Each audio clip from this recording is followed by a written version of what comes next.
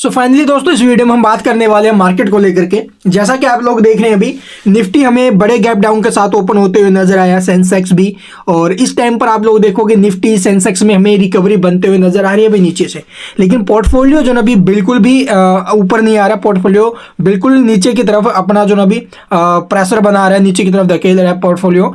तो इसके पीछे का रीजंस क्या है, अभी क्या पूरा मामला है, सब कुछ आपको डिटेल में बताएंगे। क्या निफ्टी के अंदर भी बड़ा फॉल आ सकता है अभी आज के ट्रेडिंग सेशन में, या फिर निफ्टी को मिल सकता है सहारा। तो आपको पता होगा भी जब एचडीएफसी बैंक के रिजल्ट्स आए थे, बैंक निफ्टी इनमें बड़ी गिरावट थी। ठीक है, स्मॉल कैप मिड कैप में बड़ी गिरावट थी, लेकिन स्मॉल कैप मिड कैप को छोड़ करके बैंक निफ्टी और निफ्टी ने काफी अच्छी रिकवरी ली थी। कब? जब जो एचडीएफसी बैंक के रिजल्ट्स आए थे उसके बाद। इसी प्रकार से आईसीआईसीआई बैंक के रिजल्ट्स आए हैं, आईसीआईसीआई बैंक के रिजल्ट्स काफी अच्छे आए हैं अभी, और उसके चलते हो सकता है अगर वो 1-2% ऊपर आ गया तो मिल सकता है अभी निफ्टी को, बैंक निफ्टी को सपोर्ट।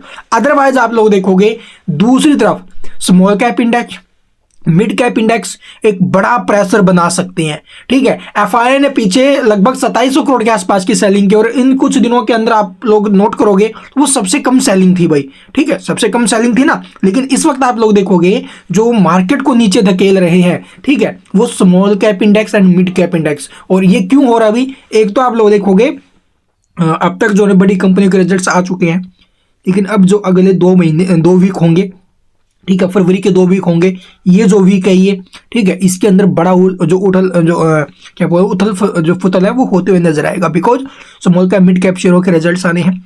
अब तक जो स्मॉल कैप कंपनियों के रिजल्ट्स आए वो आपने देखे होंगे। शक्ति पंप लोअर सर्किट में लगाओ, भले ही रिजल्ट्स काफ़ी अच्छे आए हों। ठीक है, इसके अलावा ट्राइडेंट में आपने देखा होगा बुरा हाल है। तो ये स्मॉल कैप मिड कैप के इंडेक्स को प्रेशर में डाल रहे हैं कि भाई आने वाले कंपनियों के जो रिजल्ट्स है वो कहाँ से ठीक हो पाएंगे। ठीक है, ऊपर से आप लोग देखोगे जो ये डिफेंस स्टॉक्स है, रेलवे स्टॉक्स है, पीएसयू है, उनके ऊपर बड़ा प्रेशर है। बिकॉज अब आप लोग देखोगे 27-28 को यूएस फेड की मीटिंग है। ठीक है, वो एक इवेंट है। इसके बाद बजट आप लोग देखोगे, बजट से कैसी क्या उम्मीद है वो प्रेशर बना रही है। तीसरा फिर आप लोग देखोगे आरबीआई की पॉलिसी। ठीक है, ये चीजें होंगी। और अब आप लोग देखोगे भी सेबी चीफ भी बदलने वाला है 28 तारीख के बाद, वो भी बदल जाएंगे। तो ये भी एक जो अभी उनके जो न्यू आएंगे उनके लिए बड़ी चुनौती होगी। तो आगे के मार्केट को किस प्रकार से कैसे रेगुलेट करना है। तो इस वक्त आप लोग देखोगे बाजार को जो प्रेशराइज कर रहे हैं वो सिर्फ और सिर्फ small cap mid cap index 2.2 से 3% तक क्रैश हो गए हैं, जिसके कारण पोर्टफोलियो की बिल्कुल लगी पड़ी है भाई। तो इस वक्त हमें जो है अभी थोड़ा सा देखो, यहाँ पर इस गिरावट के अंदर अगर हम भी कंट्रीब्यूट करेंगे, हम भी सेलिंग के लिए जाएंगे, तो क्या ही फर्क रह जाएगा भाई।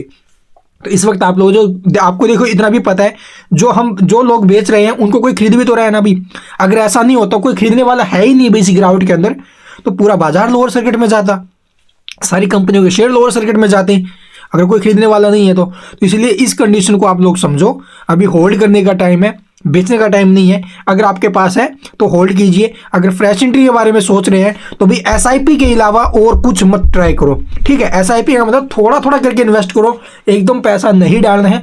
ये मैंने पीछे भी आपको समझाया था और अभी भी आपको समझा रहा हूं, ये मार्केट एकदम से पैसा डालने का नहीं है भाई।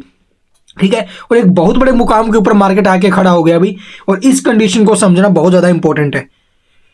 ठीक है, तो 3-4 ये इवेंट्स है ना, ये बहुत ज्यादा मार्केट को प्रभावित करेंगे। ठीक है, या तो मार्केट में एक बड़ा बूस्ट आएगा, या फिर मार्केट में एक और करेक्शन बन सकती है, अच्छी खासी हेल्दी करेक्शन बन सकती है यहाँ से। तो जो भी स्टॉक्स अच्छे खासी गिरावट के अंदर है वो अगले 3-4 साल के लिए, 2 साल के लिए अगर आप लोग लेके चलना चाहो तो थोड़ा थोड़ा करके इन्वेस्टमेंट करिए भाई। ठीक है, एकदम से पैसा डालना आई थिंक ठीक नहीं हो सकता। आगे आपकी मर्जी है। एक बार चार्ट देख लेती है अभी निफ्टी का। तो जैसा कि यहाँ पर देखोगे 5 मिनट टाइम फ्रेम के ऊपर निफ्टी के लिए जो सपोर्ट था अभी वो 22,975 के आसपास का था। लेकिन इस वक्त आप लोग देखोगे नीचे में काट चुका था अभी निफ्टी, लेकिन इस वक्त आप लोगों ने नीचे से रिकवरी बनते हुए नजर आ रही है।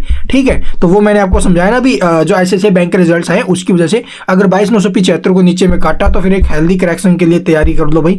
ठीक है, फिर एक और जो नीचे की तरफ बड़ा मूव है वो हमें मार्केट दे सकता है भाई। तो इस वक्त आप लोग देखोगे 22,975 के नीचे में निकला तो फिर भाई 21,844 ये लेवल कहीं दूर नहीं है।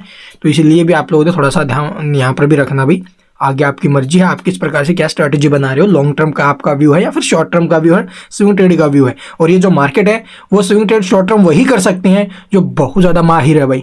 ठीक है, ऐसा नहीं है कि हमने 10 महीने हुए हैं, 1 महीना 1 साल हुआ मार्केट में घुस गए और अंधाधुंध पैसा डाल रहे हैं, शॉर्ट कर रहे हैं, प्रॉफिट बना रहे हैं, तो आपका एक्सपीरियंस ही आपको इस ऐसी मार्केट में पैसा बना कर दे सकता है, अदरवाइज और कुछ भी नहीं भाई, ठीक है। लक यहाँ पर बिल्कुल भी काम नहीं करेगा। And thank you for watching the video.